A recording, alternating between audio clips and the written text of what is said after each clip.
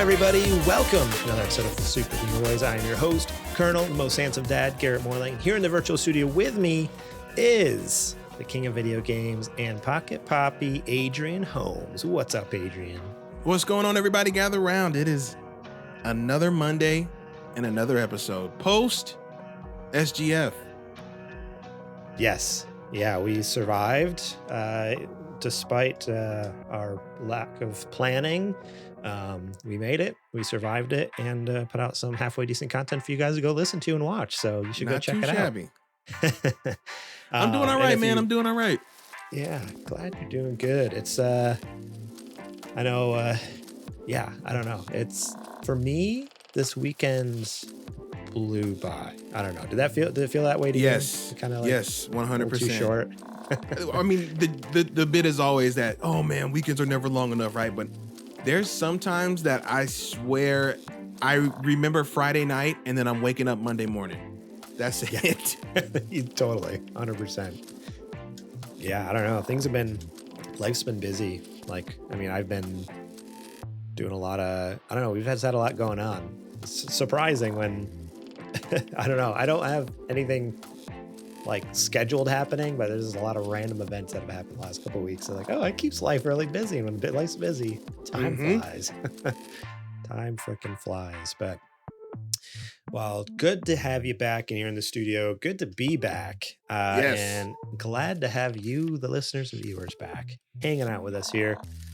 Because today we're going to be talking about the Xbox boss teasing a handheld once again. FromSoftware might lighten up on the difficulty of their games. Probably not. And Astro Bot SMASHES other Summer Game Fest announcements. But first, let's give a quick shout out to our Patreon producers, Bumple Smash and Kajoma01, and our Super Gamer sponsors, Julie Bates, Mama Mare, and Carrie. If you want to be awesome just like those folks, head over to patreon.com/supergamerboys where you can support us starting at just $1 a month. That's right, $1 for each month. Gets you episodes early and ad-free for that entire month. Such as this show and access to our Patreon exclusive show, Super Later Boys, previous seasons of Super Gamer Book Club, lots of fun stuff, and all of the shows ad-free if you don't want to have to deal with ads later on or on YouTube or whatnot. So think about supporting us over there. We'll talk more about that later on the show. I do want to give a huge shout out to Jack Sriracha, Yate, and DJ Trooz for allowing us to use their music on our show. Tonight, you are listening to Yate and Jack Sriracha. Nice little playlist I got there. I believe I just saw Yate drop some new stuff over on SoundCloud or something. Is that correct? Possibly. Okay. A couple of things are starting to come out from Yate and from Jack. I need to see if it's probably not on Apple Music, right? Yeah, I've just seen links from on SoundCloud, but when it comes to Apple Music, give them a minute. They'll figure it out. Gotta get that on the playlist. Gotta get some new fresh stuff in here. Love it. But go check them out on Spotify and Apple Music. You can find links in the show description on the podcast app and over on YouTube. Just look down below. You should see all the information you need. But now it's time to check the mail. Fire it up. It's been a minute. It has been a minute. It has. Which is, yeah. Last week was. We're pausing for a second here because last week was wild because, I mean, we didn't. It was such a jam-packed episode. Yet it was just like so hyper focused on Summer Game Fest. Like, it was like a 2-hour episode we did. Yeah, that was a big one. We didn't have listener questions. We didn't have news. We didn't have anything. It was just like, all right, here's all the games we're stoked about.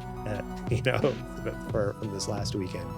But it does feel like it's been forever since we've done a show, even though technically it's been less time between when we actually recorded it now. I don't know. Just the format. Weird. It's just weird. Anyways, time to check the mail. Let's boot up Super Gamer Bot.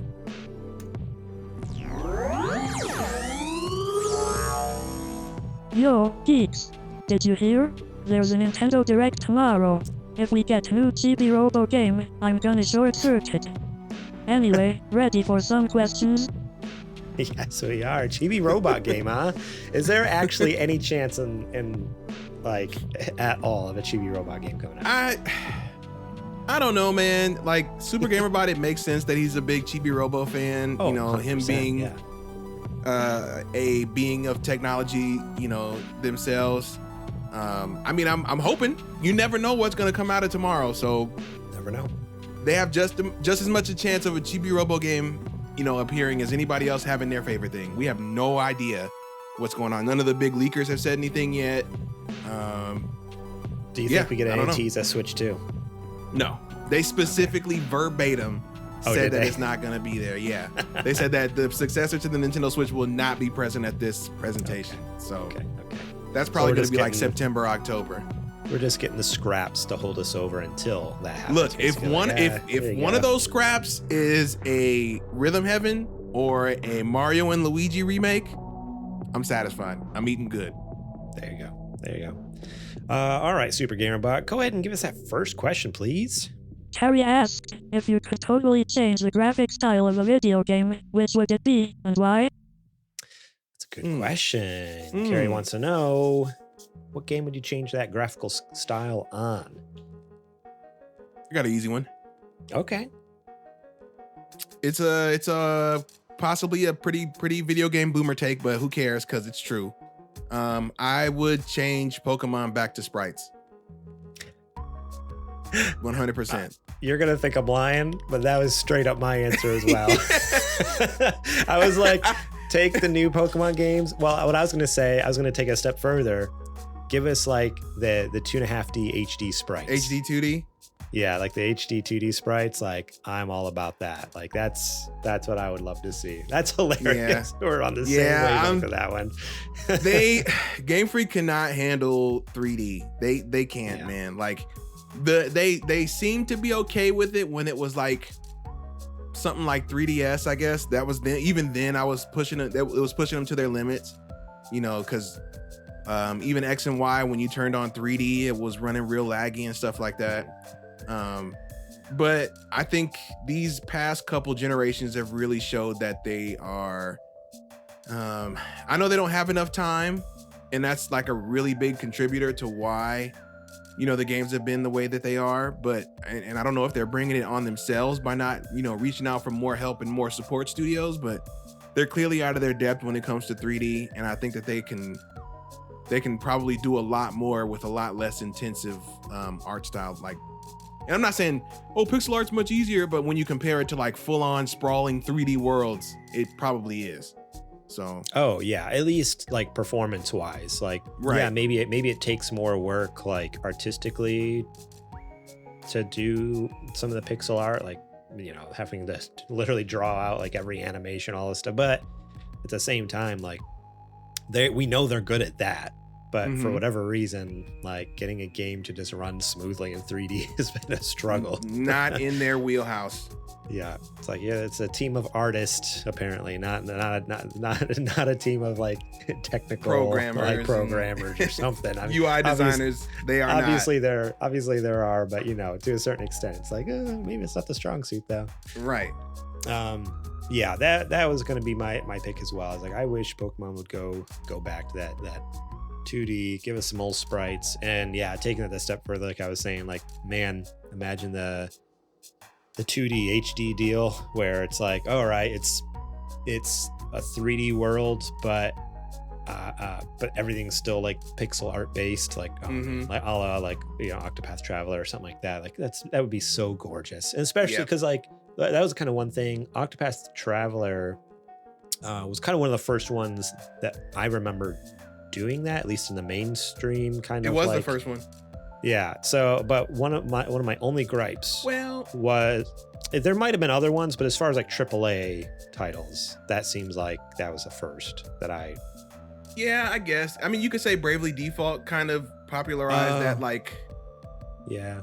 That textured 2D. I mean, Bravely Default's not necessarily 2D though, but like a textured flat surface to make it give the illusion of it being 3D. I think they were kind of playing with the bones of HD 2D with Bravely Default. But like the first full-on foray into HD 2D was Octopath. Yeah, but one of my only gripes was, at least from the demo I played, and like I feel like every time I saw like screenshots from it, it's a very dark game. Like they use like the vignette effect a lot, where like the edges are like go like blur and like get dark, like fade to black and stuff like that. So like I would just love, like, imagine like Game Freak doing that art style, but it being more bright and vibrant, like Pokemon. I'm like, oh man, that would look so gorgeous, look so crispy, so clean, so pretty, man. Be incredible. And if even only seeing like a little Pikachu scamper across the grass, like little the grass. You absolutely around, could. like, man, looks so great.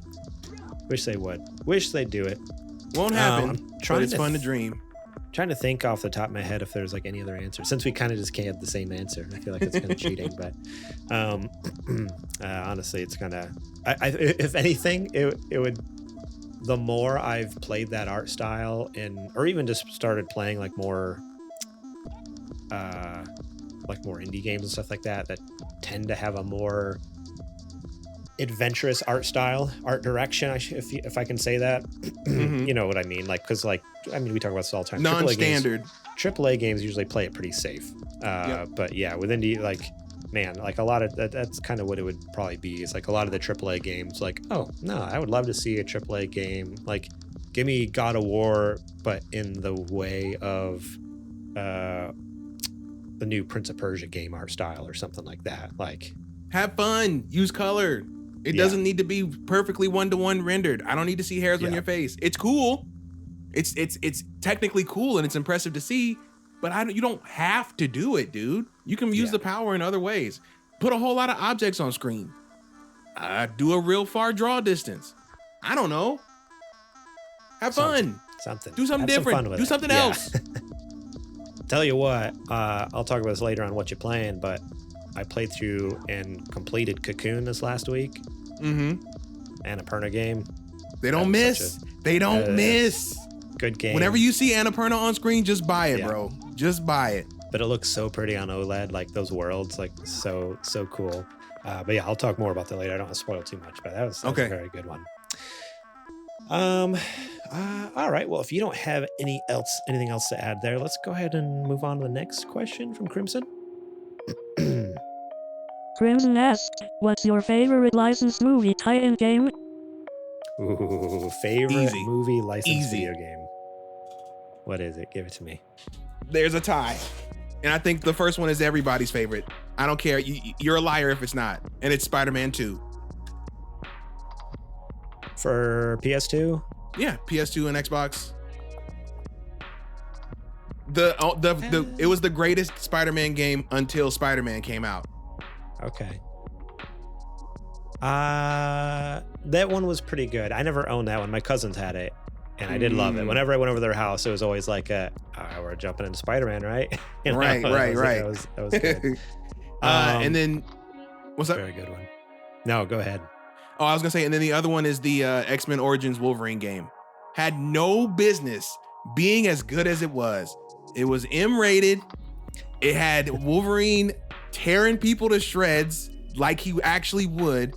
And when he took damage, you would see chunks of his body fall off and fly off, and you would see it regenerate in full time back to his regular body. It was so good.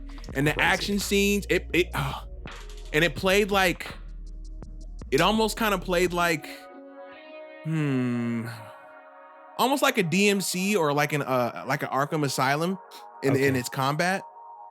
Yeah, that game had no business being as good as it is.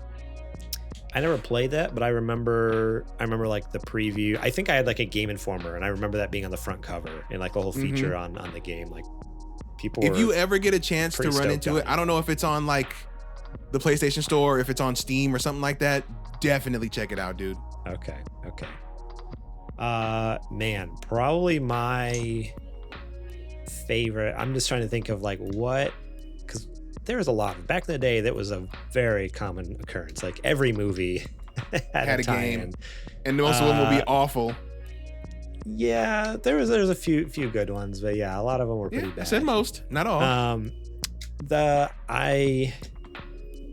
trying to think. The first one that pops in my head, which is really funny, is like PlayStation 1, A Bug's Life. That game, for whatever reason, like stuck in my memory. I never beat it, but I can remember the exact spot where I got stuck.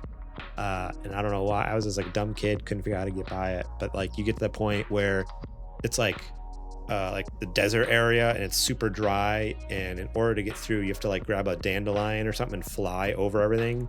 And if you can't, and you have to like fly from checkpoint to checkpoint. If you can't get to the checkpoint, then you just die and you start the level over. Like it's just like boom, game over, start over. And so like I would get to that point and I just could not figure out how to get to the checkpoints I need to get to cross the desert to get to the rest of the game.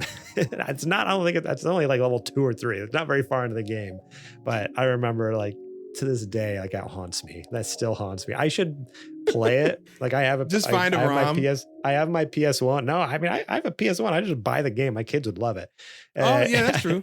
I should get it and then go ahead and just see if I can beat it on stream or something, like redeem myself. But if I had actually had to pick a game though that I probably put hundreds and hundreds, I don't know, thousands of hours maybe, it was an absurd amount between me, my brother, and my cousin. It was probably Lord of the Rings 2 Towers and Lord of the Rings Return of the King. Both bangers. Oh my gosh, those were both such incredible games. Return of the King was like, I mean, 2 Towers was amazing, and then Return of the King came out and they just perfected it even more. I was like, oh baby. But the ability to do co-op in that game, like we could all play together, and choose any character you want.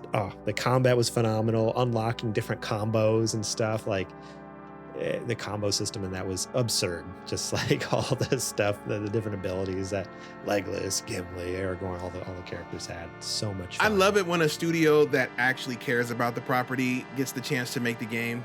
Right. It doesn't happen often, but when it does, you get some absolute fire. That was one of those, I mean, it was back in the day. So that was actually made by EA Games, but it was like back in the day when EA was still good.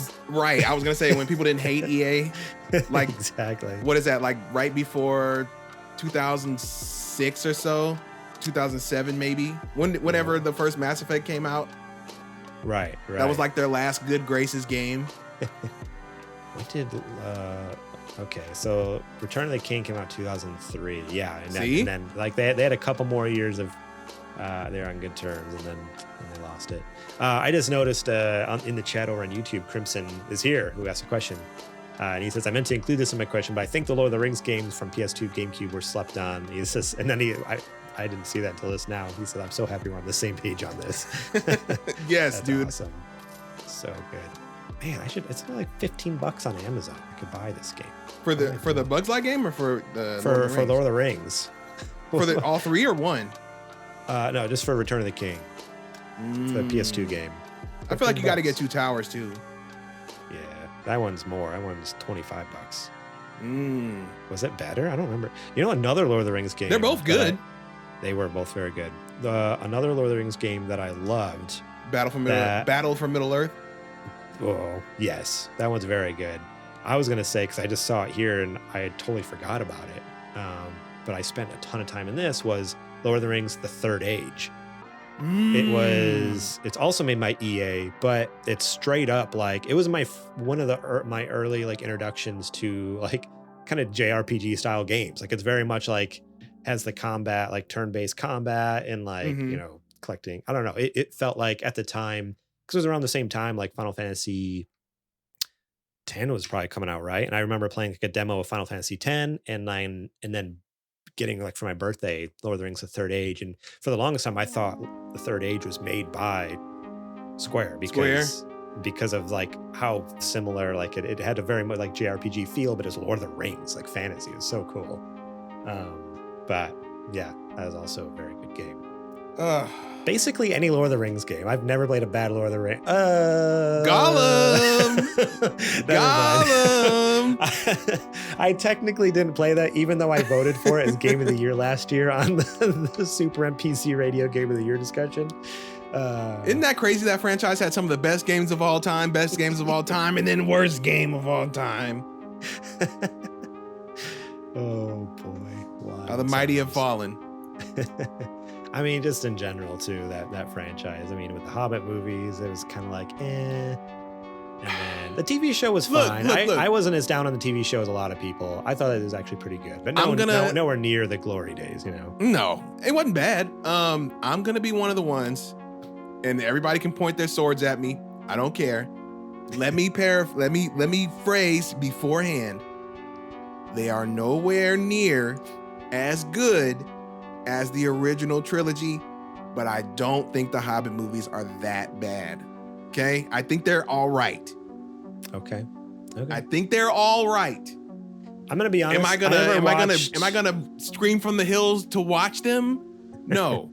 No. But I don't think that they were an absolute trash fire. There is a lot of great moments in those movies, and I will not lie about that. I can't do that. I'm sorry.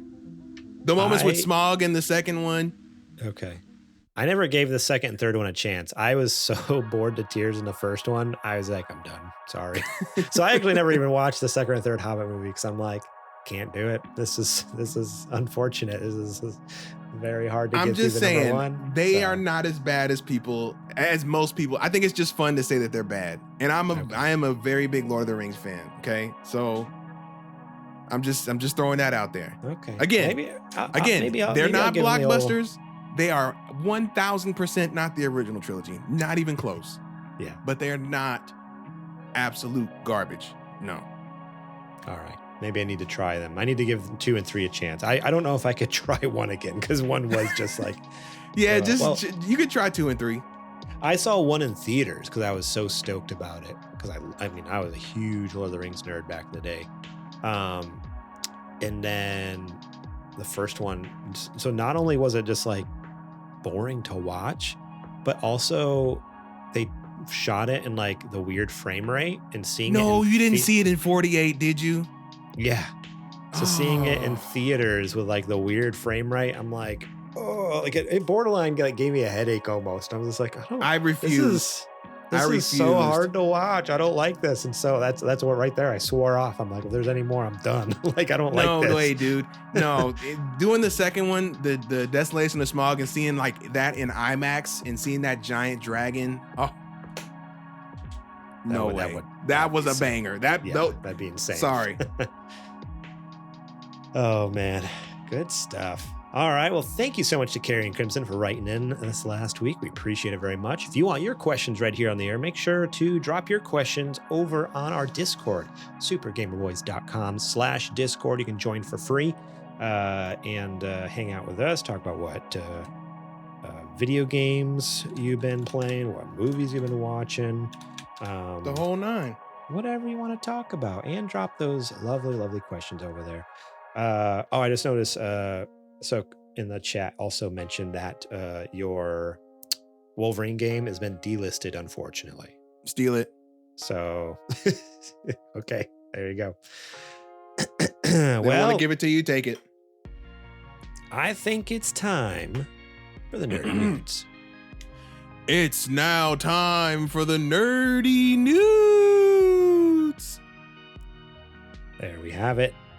All right. This first news story comes to us from The Verge, written by Tom Warren. Xbox boss. This is a quote from the Xbox boss. You know who he is. Yeah. I think. Well, there's two Xbox. There's Big Boss, that's Phil, and then there's the boss, which is Sarah. So. Yeah, this is Big Boss. This is okay. Or would it be? No, she would be Big Boss. Technically Phil would be the boss. Yeah, and he would be the boss. Right. Okay. So then this is from the boss. Gotta get our Metal Gear terms correct here. I mean, Delta's coming. This is from Microsoft Gaming CEO Phil Spencer. I think we should have a handheld too. End quote. I agree. That's a story. No. Microsoft. I for a half second thought you were serious. And I was like, all right, well, let's talk about it then. All right, let's talk about it. All right, let's move on to the next thing. No, Microsoft's Xbox chief Phil Spencer. Spill Fencer? Yes, of course. Yes. Shill Pencer has been dropping hints about a potential Xbox handheld for months now. Earlier this year, he said he was a big fan of handhelds after liking posts on X that mentioned the possibility of this new hardware. Now, in an interview with IGN, Spencer says, I think we should have a handheld too. It's the biggest hint yet that Microsoft is working on an Xbox handheld, something that's been long rumored. The future for us in hardware is pretty awesome. The work that a team is doing around different form factors and different ways to play, I'm incredibly excited about it, said Spencer. Today was about the games, but we will have a time to come out and talk more about platform. Pressed on whether an Xbox handheld would stream games or play them locally, Spencer dropped a further hint that Microsoft is looking at a true handheld gaming device rather than something like the PlayStation Portal. Mm-hmm. Yes, that's what we need. Thank you, Phil. Have the games play natively. I like my ROG Ally, my Lenovo Legion Go, my Steam Deck. I think being able to play games locally is really important, said Spencer. And everyone said, amen. Earlier this year, Spencer talked about wanting a compact Xbox mode on a handheld gaming PC. I want to be able to boot into an Xbox app in a full screen, but in a compact mode, said Spencer in a Polygon interview. Like, I want it to feel like the dash of my Xbox when I turn on the television, except I want it on those devices. I suspect that what Microsoft is working on is an Xbox handheld that's Windows-based, but that has the ability to run Xbox games and the full Xbox dashboard. On the Vergecast earlier this year, I discussed my ideal for an Xbox handheld. It would run Windows at its core, but never expose this to you so it looks and feels like an Xbox console. But if you want to run Steam games or Xbox games, you can. I actually kind of like that idea. This is from Tom Warren. I like the idea of it being an Xbox handheld that's running Windows, but tricks you into thinking it's not. Because that's been people's biggest gripes with the Lenovo Legion and the ROG Ally is Windows sucks in handheld. It's horrible, apparently. Why don't they just use the same OS that they're using for the Xbox?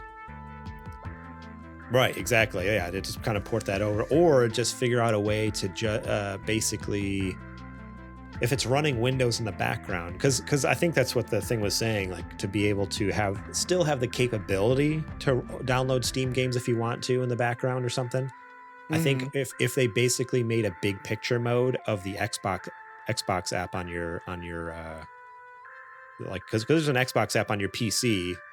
You can't, it's built into the Windows operating system. So basically have kind of like how Steam has big screen mode, have that for Xbox. So as soon as you boot it up, it automatically brings up the Xbox app. That's all you see.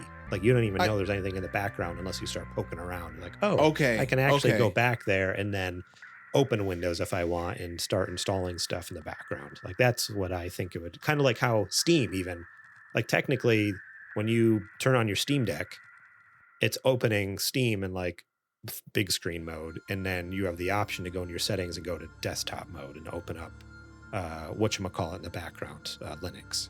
So like if Xbox did something like that, that'd be awesome. That was my big thing, is I wanted to make sure, because you know that if you're going to brand something Xbox, it has to be able to have a mass market appeal. And if you tell the average Joe that, oh yeah, you can also dual boot into Windows, and then you can get whatever game you want and download Steam and then get Steam big pick, they're gonna throw it away because they're just looking for an Xbox that they can take with them. So anything else, right? It would just have to be like a fake. It would have to be like a facade. Like it would just be a facade where they boot in, and to 90% of the people, it's just gonna be, oh, it's my Xbox, and then to the other, well, it'll probably be, you know what I mean, though. Like to the smaller portion who really care about it, it's going to be like, oh no, I can go into the options, hit this button, and now I'm in the back end and I can see my desktop and stuff. Mm-hmm. I think that's not a bad idea at all. But Adrian, what are you feeling though? This is a gimme, right? Like he basically all but confirmed it that there's something in the works, right? Yeah, this is 100% something that they're working on. I have no doubt. I don't know. I mean, with how much it's been teased back and forth, I feel like we are definitely going to see it, because there's too much, like you said, where there's smoke, there's fire, and there's too much smoke at this point for them to just be like, oh, we were just talking about it. I think I think that might be why they canceled that little streaming box. Remember the streaming box that was supposed to come out that everybody was like, oh, that's a prototype for that. Because maybe you can just take your Xbox handheld and use it as the streaming box and hook it up to your TV. Yep. So just dock it wherever you want. You can play natively or stream stuff. Yeah. Right. Yeah. So that probably was why that was axed, is because they're just like, let's just make a whole thing. Let's just make a whole unit and give everybody what they want. Now, how do you think that Valve is looking at this? You think they're sweating it all? Because if you give the hardcore people the option to have Game Pass and Steam OS in one handheld, you know, I mean, I guess you could say that the ROG also did that, but it was also pretty expensive, and it only, you know, stayed on for 10 minutes. So yeah. I thought if Xbox plans on keeping, like, holding tight on their grip of Game Pass to only be on their device, then yeah, I think they might be giving Steam a run for their money. But he mentions in multiple times in these multiple interviews that they reference, like, they not only does he reference their own handheld, but he references being able to also just access this lots of places. So it almost got me thinking, could he also be alluding to, yes, Game Pass is coming to these other places soon? Well, it's already on the Lenovo and on the ROG because they run Windows, but it could be coming to more handhelds and more places as like an app. I don't know. That's it almost gave me that hint of that. I'm not like, I'm in that kind of certain, like if it was like not certain, kind of certain, really certain, 100%, I'm like in the kinda area. But that's what almost comes across to me, like, oh, he's almost mentioning that wanting to be able to boot into the Xbox app in a full screen and a compact mode.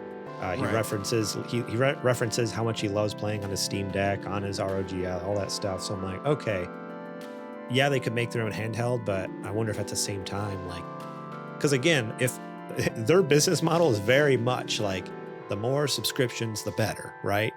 It's obviously not hardware, and it's not been games, you know, like it's subscriptions on Game Pass. So for them to make a native app for other places would be smart for them.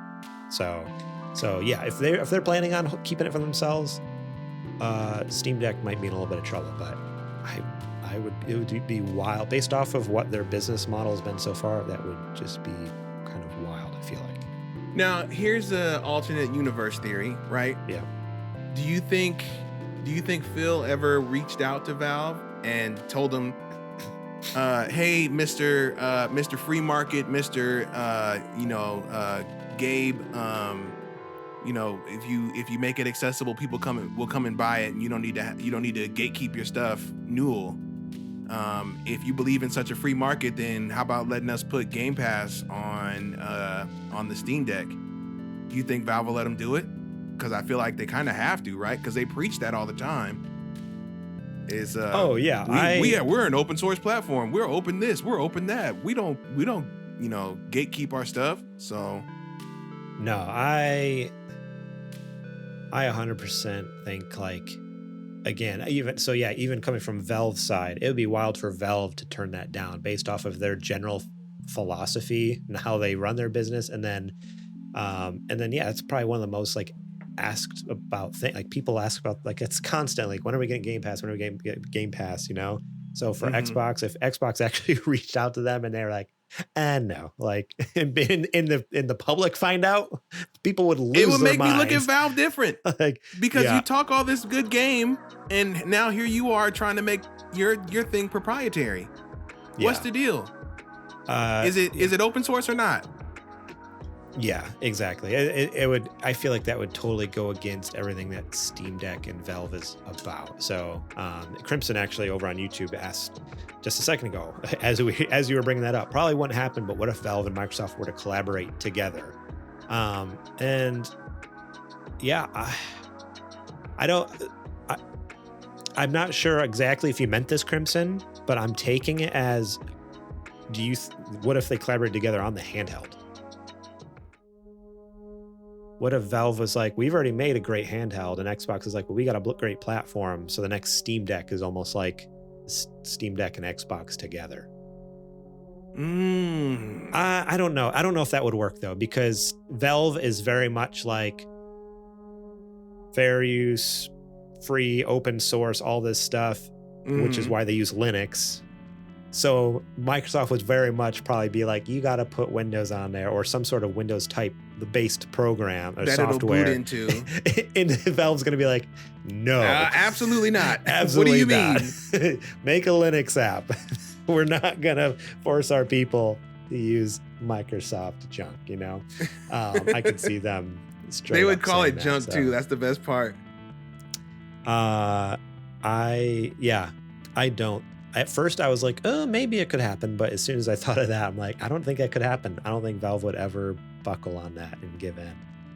I mean, if Gabe Newell wasn't in charge, maybe whoever's in charge might buckle and take the money and do it. But boy, I really hope that somebody at Valve is ready, because one day they're going to have to run that ship without Gabe, and whoever they put in that seat is going to be so important for them to share the same ideals that he had.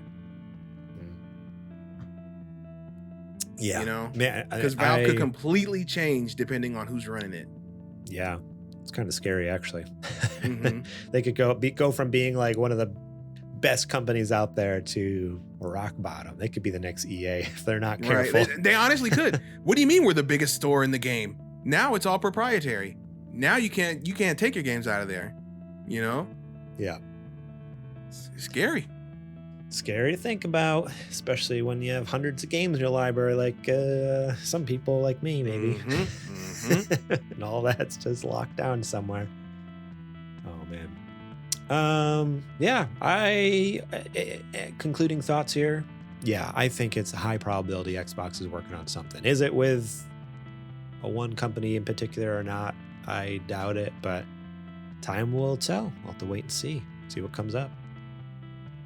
I wouldn't be surprised if it was Samsung, because you remember they had that big collaboration with Samsung. What was it? 2 years ago. They still have it. I just saw a commercial. Because I hate YouTube. Man, we had YouTube Premium for a little bit. Then when I got laid off, we canceled it, and we get so many ads. But anyways, I saw an ad bad. I saw an ad just recently. Or maybe that was even during Summer Game Fest. Yeah, I think it was during Summer Game Fest, they were doing a big push. So I think at Summer Game Fest, they showed an ad. And then on YouTube, I also was seeing the ad pushed as well. But like you can just stream, I think you can just stream Xbox like Game Pass through Samsung TVs. Like they've built. Yeah. So that partnership is still very much there. They've basically, that stream box that was rumored, like it essentially exists in all Samsung, all the higher end Samsung TVs. So that would be something that actually has some weight to that, because I mean, Samsung, they make some great phones from what I hear. I've never used them, but people love them. Mm-hmm. So move over the gaming side of things, might be onto something. Team up with Xbox. Ooh. Just throwing it out there. Don't be surprised if it comes true. Yeah. All right. Let's move on to this next news story from Anthony Wood over at IGN. FromSoftware thinks there's room for improvement in its game design if players can't get by without a guide. Elden Ring creator Hidetaka Miyazaki has said that using guides to beat FromSoftware titles is a perfectly valid playstyle in a new interview with PC Gamer. I would hope. Yeah, right.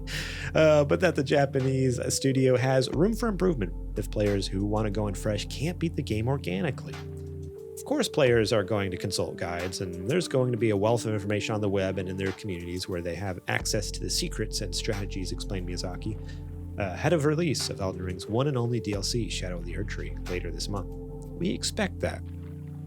Elden Ring's open world map and legacy dungeons are packed full of easy to miss collectibles and brutally difficult bosses that render the use of guides all but mandatory to some degree for all but the most determined of players. During the interview, the FromSoftware president made it clear that moving through Elden Ring and other games guide in hand was a perfectly valid playstyle, but that the studio also hadn't designed its titles with that approach in mind. We obviously understand players use guides, but we don't make or plan anything with that as a prerequisite, said Miyazaki. If anything, we try to cater the player who's completely blind and wants to go through organically. If they can't do it, then there's some room for improvement on our behalf, and we'd like to try to embrace those players more in the future. I just kind of mentioned it to you before the show, but I just love how his take here almost comes across like he's just now realizing that their games are hard. What do you mean that? What do you mean our games are hard? What are you guys talking about?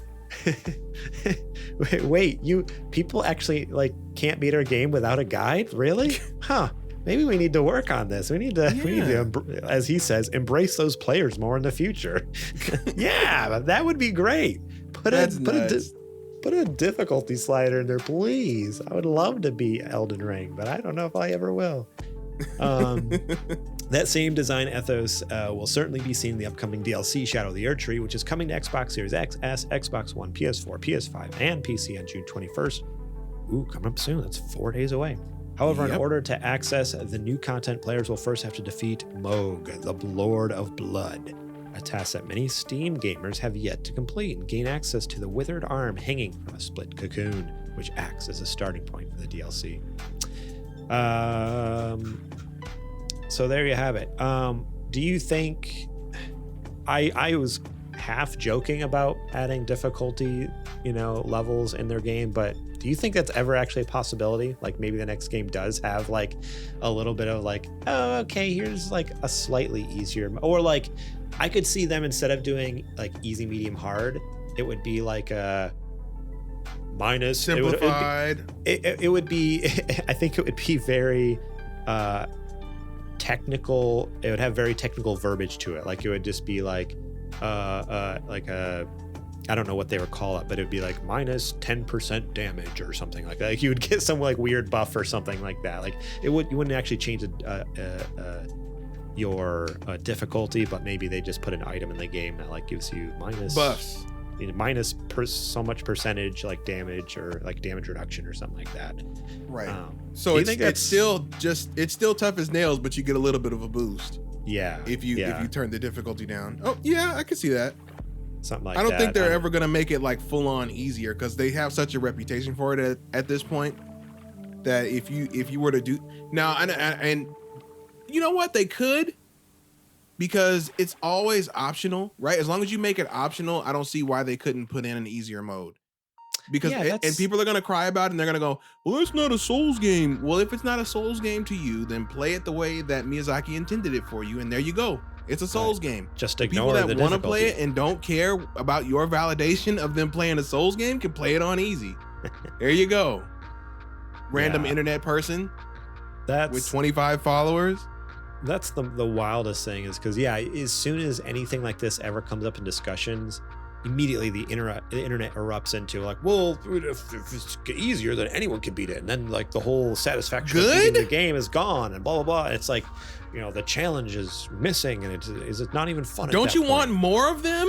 Yeah, it's like, so what? Like, just ignore it. You don't have, just because it's there doesn't mean you have to use it.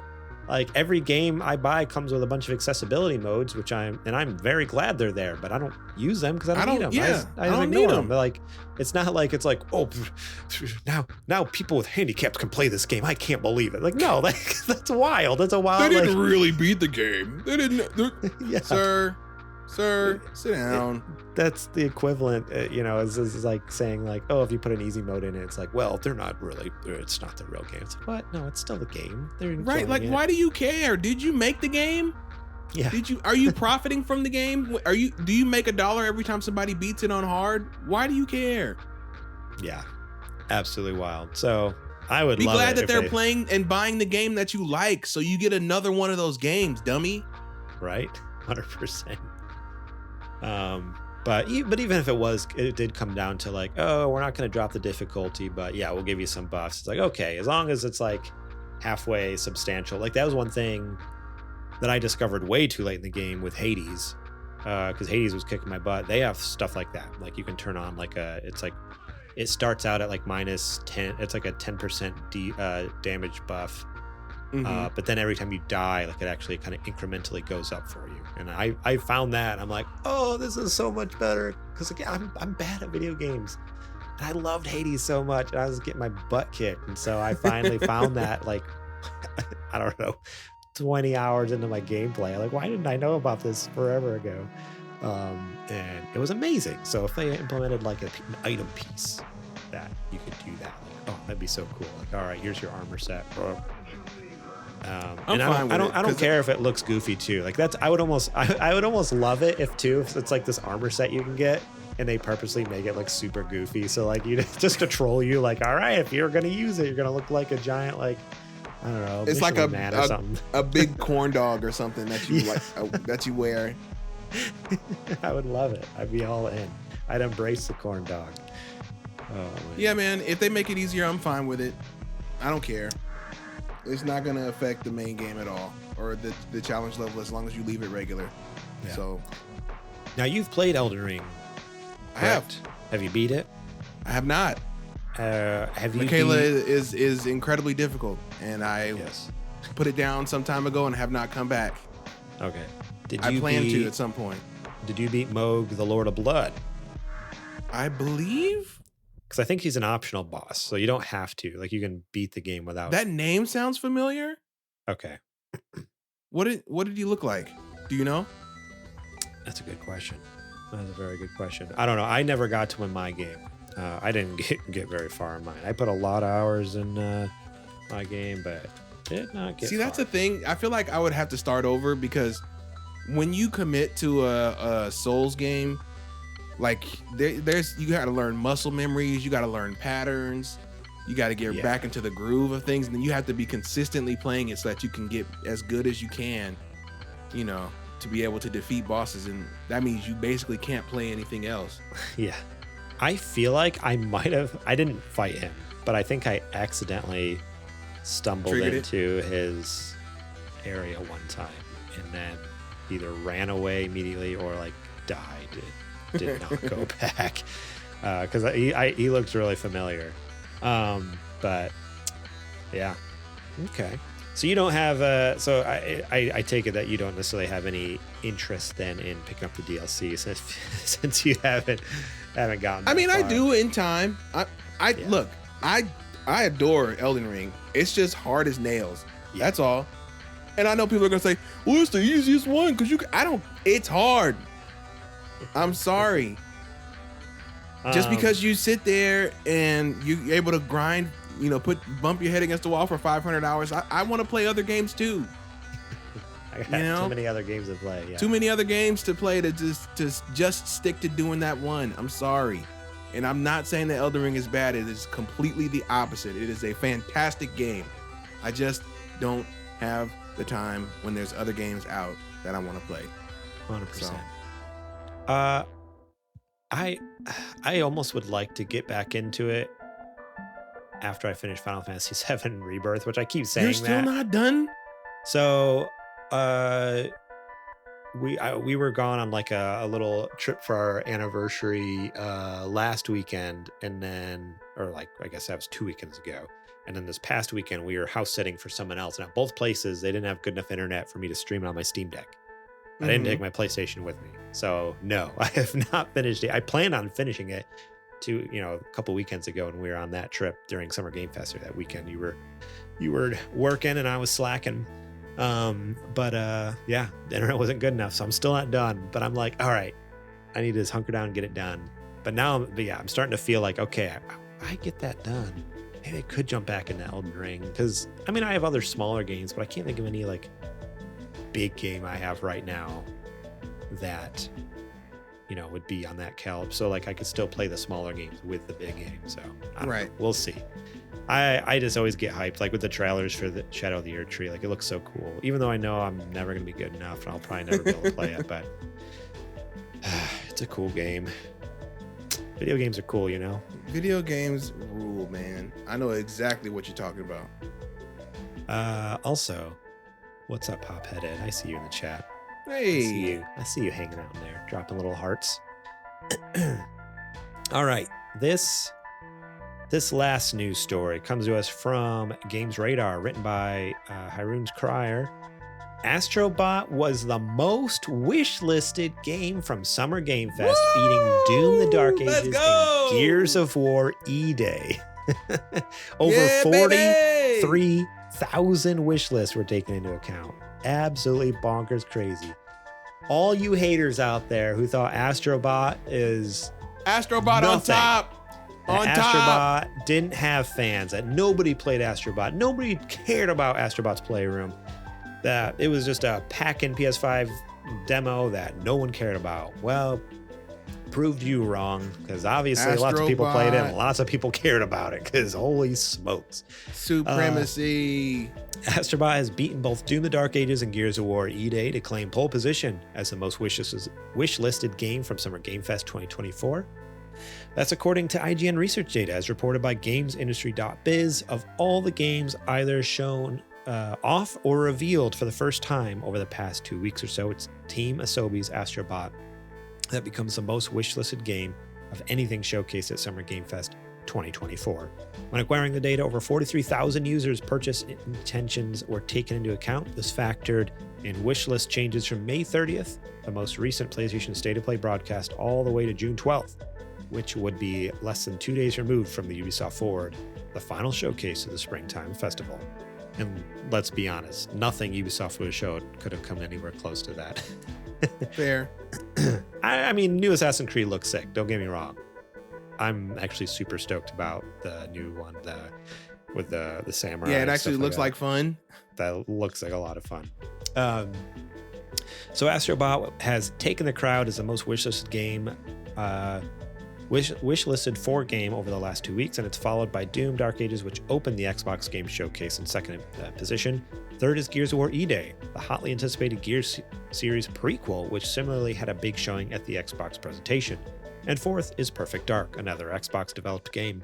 After that comes Assassin's Creed Shadows in fifth position, which is drawing a ton of attention over the last few weeks. And the French-made JRPG-styled Clair Obscure Expedition 33 clocks in at the sixth position. Expedition 33 does look kind of interesting. It looks like I went back and watched it again. I'm into it. Yeah, pretty cool premise. South of Midnight, the new action game from ex-Arcane developers, is 7th on the list, while Fable 4 is at 8, Call of Duty Black Ops 6 is 9, and rounding out the list at 10 is long-awaited Dragon Age: The Veilguard. Astrobot is admittedly a bit of a surprise in beating out both Doom and Gears of War, two heavily established franchises. It's always worth remembering that Astro's Playroom was bundled and free with every PS5 console out there, and veteran players out there utterly adored the game's use of cameo appearances from gaming franchises over the last few decades. In other words, it's a big win for PlayStation. I was just gonna say, 100%. people who are saying that did not play Rescue Mission or Playroom to say that, it doesn't deserve to be that high on the list or anything like that. You haven't played those games, brother. Go play them and come back. Come back and talk to me. They are, yeah, I mean, we've already talked about it to death, but such good game, such a good franchise that I'm glad he's finally getting his day in the sun. And I don't know, it wasn't mentioned here in this article, but another article came out because previews came out. People were actually able to play it, a little bit of it. I heard. And there's like over 80 levels or something like that, and like a bunch of different worlds. And everyone who's playing it is saying it's perfect. It's exactly what you would hope it would be and better. So I am even more stoked for this game. Like, I already was stoked out of my mind, and just to hear that, like, okay, they are delivering. Because that was like the biggest worry, is like, is it just going to feel like more of the same, or can they really do something original here? And everyone... Were you worried? I wasn't worried. I guess their track because record, 2 games? Yeah, but I guess my thought is like 2 games, but Astrobot Playroom on PS5 was...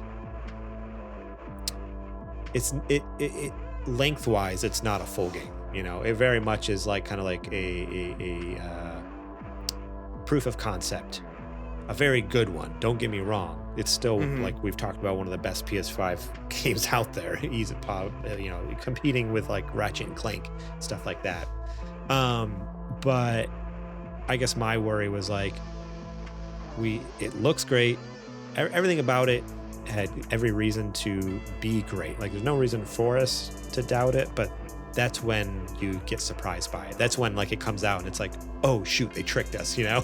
So there's like just a little bit of worry in the back of my mind, like, shoot, like, man, could it come out? And now they're finally getting like a full length game, like 80 some levels. Like, that's crazy. This is a big game. They're likely going to be all out. bite-sized. I wouldn't be surprised. But even still, I don't know. I was a little worried, but again, seeing the previews, I'm like, okay, no, they got it. I should have trusted them. How dare I not trust them in the beginning, you know? You learned your lesson. Good stuff. Well, I think that's it. Let's see if anything else to add on that. No, I'm stoked for it. September can't get here soon enough. That is a day one purchase for me. I don't care. Make it 60, make it 70. If it's the same team, which it is, that made Playroom and that made Rescue Mission, I have full faith in this game that it's going to be an absolute PlayStation classic. Modern classic. Gonna be a good one. Heck yeah. All right. Well, that is it for the Nerdy Nudes this week. Now it's time for our Patreon ad. Let's do it.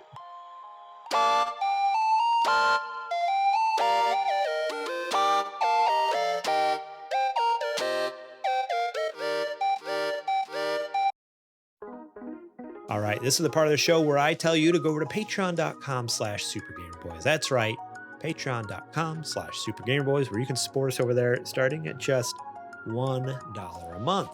$1 a month gets you episodes early and ad-free, such as this show, such as Super Later Boys, our Patreon exclusive show, such as everything else we've ever put out with no ads. You don't have to listen to this part of the show where I tell you to go support us over there.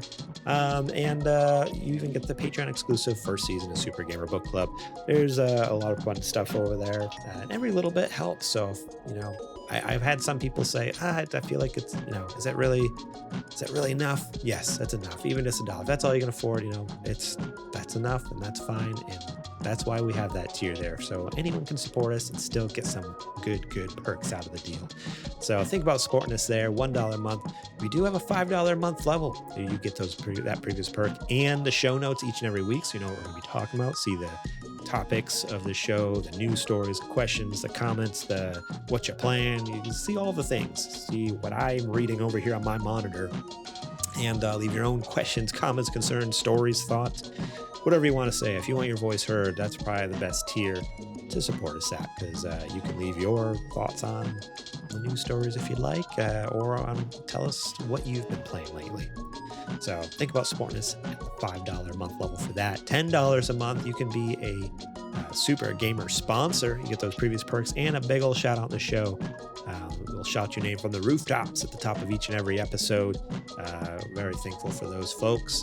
And then there's the top dog tier, Patreon producer, $15 a month. If you love what we do and want to help us out tremendously, think about supporting us over there. $15 a month, Patreon producer. You get all those previous perks we mentioned. And if you so please, not everyone takes advantage of this, but if you would like, you can pitch us a show segment. If you have an idea for a segment on this show, maybe a spin-off show, maybe just a segment on social media, whatever it might be, something you're like, hey, I think you guys could do a good job with this. Or I think it'd be fun to torture you with this, whatever it might be. Think about supporting us at that $15 a month level. Throw that idea out there. And as I've said before, there is a disclaimer. Depending on your idea, it might be worth running it by us first before you support us at that level. But so far, pretty much 99% of the things that have been pitched to us, we've gone ahead and done. So we have fun with it. Keeps us on our toes. So yeah, think about supporting us over at patreon.com/supergamerboys for $1, $5, $10, $15 a month. Get all those fun perks each and every month right to your phone, computer, internet-enabled device. This next ad here as for our merch store, which if you may noticed, if you go to sgbstore.com, there is a sorry, I was putting the link in Twitch, but that's the wrong one. sgbstore.com, it goes to a coming soon page. We've been teasing it for a little bit, maybe a fun new merch launch. Let me tell you, we're a little behind schedule on this. I apologize, but it's out of our hands, not our fault. But we're getting closer. We're getting closer, and we're hoping that soon, oh so soon, some sweet new merch can be coming to you guys. We're working on getting some samples, various different items, and boy, look for it. And in the meantime, even like I said, store is not accessible right now, but when it is, we'll hopefully have some new merch, and some of the old merch will be back. Hats, t-shirts, stickers, coffee mugs, whatever you might enjoy. Think about supporting us. SUBstore.com. And last but not least, you can subscribe on Twitch. If you have Amazon Prime, you can link that with your Twitch account. Use your Prime gaming subscription. Cost you $0. We get $5 out of it, so you're helping support the channel. And you can watch our streams on Twitch with no ads, and you get access to our emotes. So if you want to help support the channel, get ad-free viewing on Twitch, and get access to our emotes, think about supporting us over at twitch.tv/thesupergamerboys. Remember, all you have to do is link your Amazon account to your Twitch account, connect those two, get a free $5 sub. Go to any channel you'd like. We'd like it to be us if you would so kindly. So, all right, that is it for the ad. Now, let's get back to the show.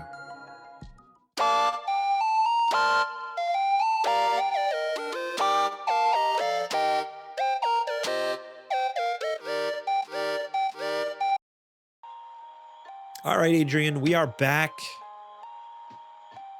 And it's time for me to ask you a question that I've been wanting to ask you for so long. It's been too long. I didn't get to ask you last week, but I get to ask you this week. Do it. What you playing?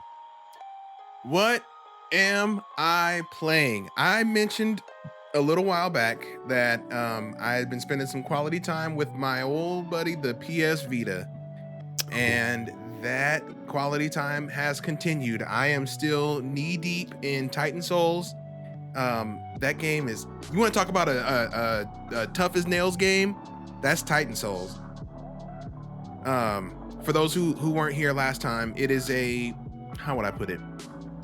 It's a boss rush game, but each boss, so your character has only one weapon, and it's a single arrow that you can fire out and recall it back to you. And each boss has a weak point that you're trying to figure out the strategy to get the arrow and be able to shoot it at them, right? So sometimes you have to use the environment to get the weak spot of the boss revealed, or you'll have to do a certain strategy with their own attack against them to reveal the weak spot so you can get it, right? All bosses die in one hit, but it's getting to the situation, the opportunity where you can do that, where you can make that hit. Okay. And that game is man, it's so tough, but it's so rewarding when you figure it out and you're able to just nail that one hit after you've tried so many times. That's what that's my Souls right now is Titan Souls. I mean, I guess it's in the name, huh? Been playing a little bit of that. I've seen this game like so many times. I've never tried it. I think it's on PC. Something. It's on everything. Yeah, PS4, PC, like, yeah, pretty much. It's on mobile even. Like, it's wild. I haven't tried it at this point, but yeah, I need to try that. Former digital joint. Oh, okay. Yeah, they also know how to pick them. And then I'm trying to think what else. I mean, I'm always jumping in and out of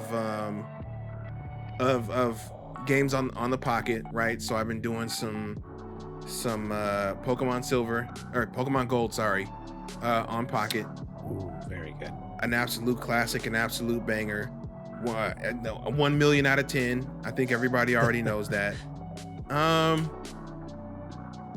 And I think those are really the two biggies that I had been playing this week. Yeah. Okay. Cool. Definitely recommend both of them. But that's enough about what I've been playing. Mr. Morlang, why haven't you finished Final Fantasy yet?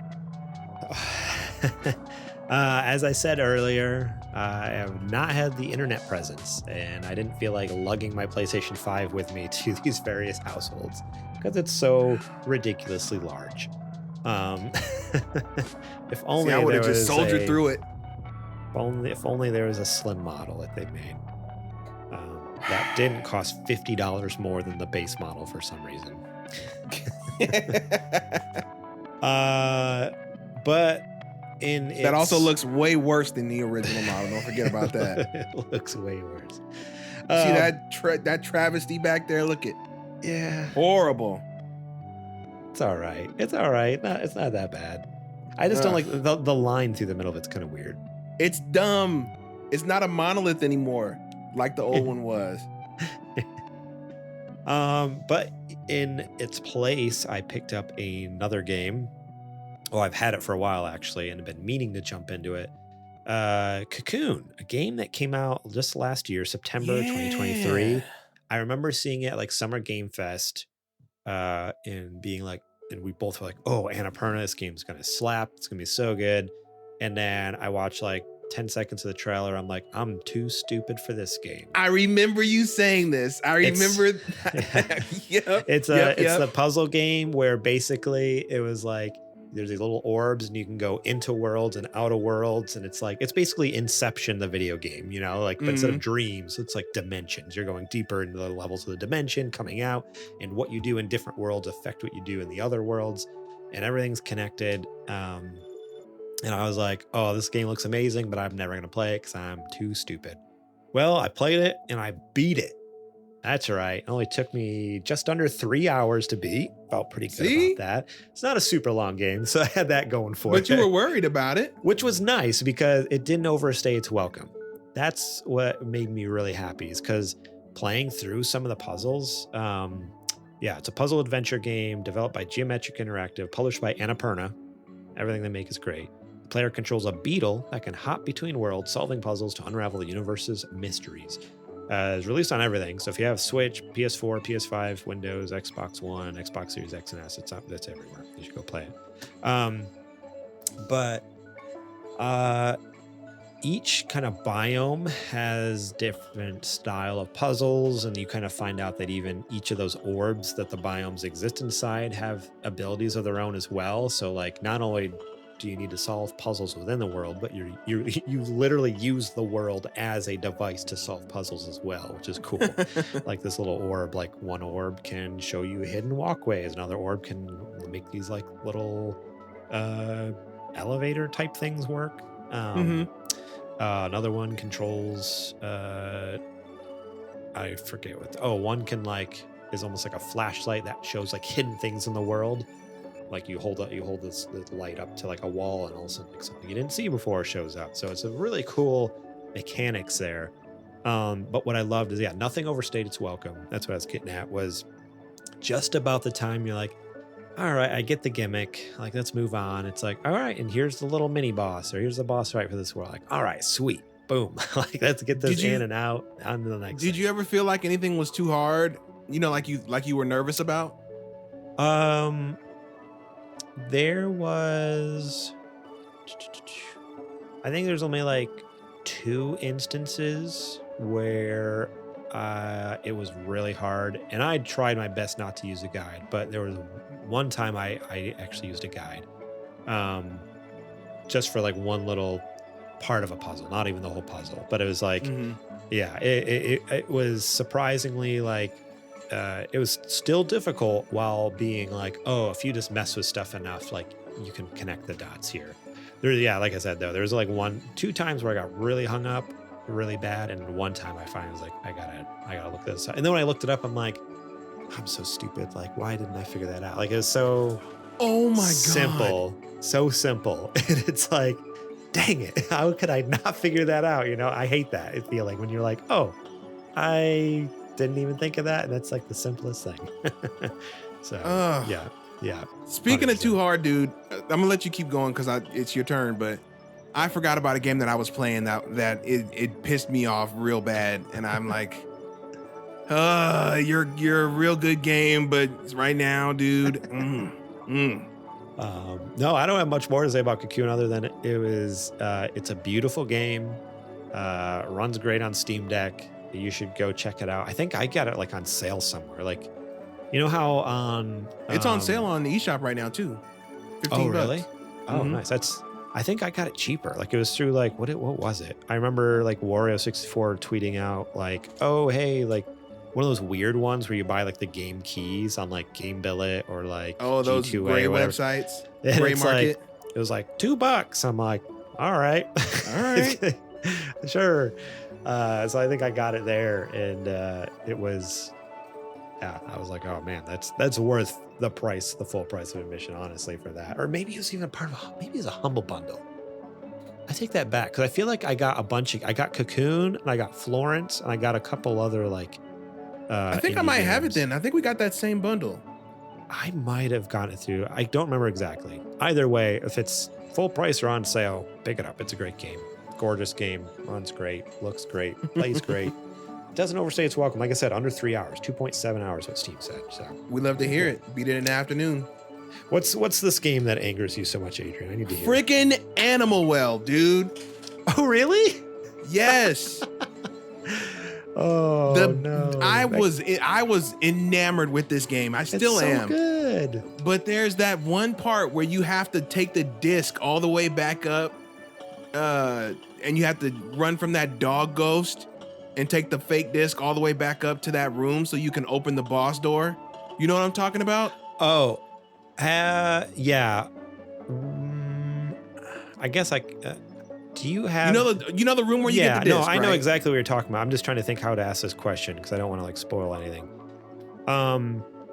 You have how many items do you have?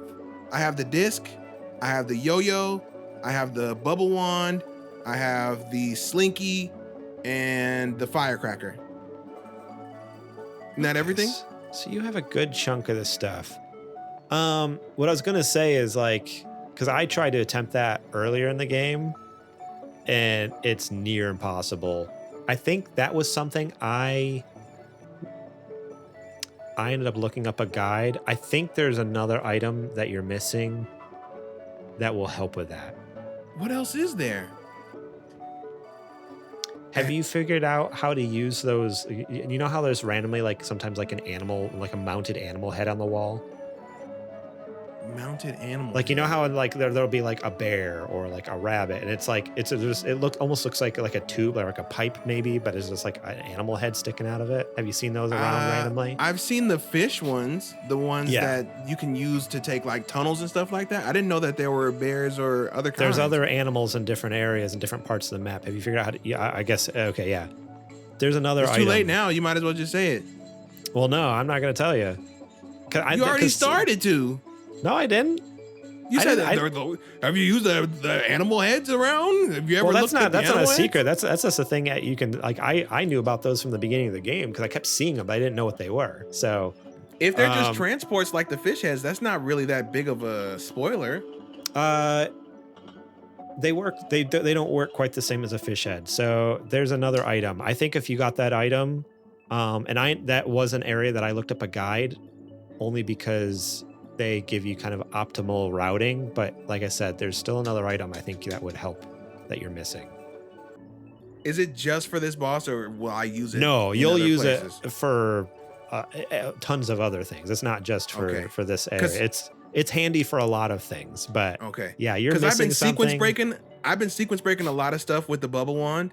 I don't know if you've been doing that, where like if you jump off a bubble and pop a bubble at the same time, you can kind of hop. Oh yeah.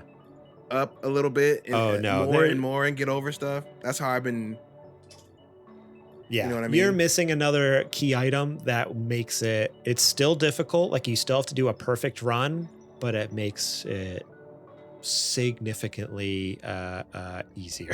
Let me tell you. Like, can you like at least tell me? I did it in like 3 tries. With that item? Yes. Okay. And looking up a route online. I looked up a route online, but I looked up the route. But yeah, so I feel like it's not as fun if you don't figure it out on your own. If somebody tells you where to go, it's like, yeah. I mean, but because that element of panic is gone. Yeah, it was still very much there. Let me tell you, like even knowing the route and having the item that helps with this particular conundrum. it was still very tense for like those 3-4 times. It was like, am I gonna get it?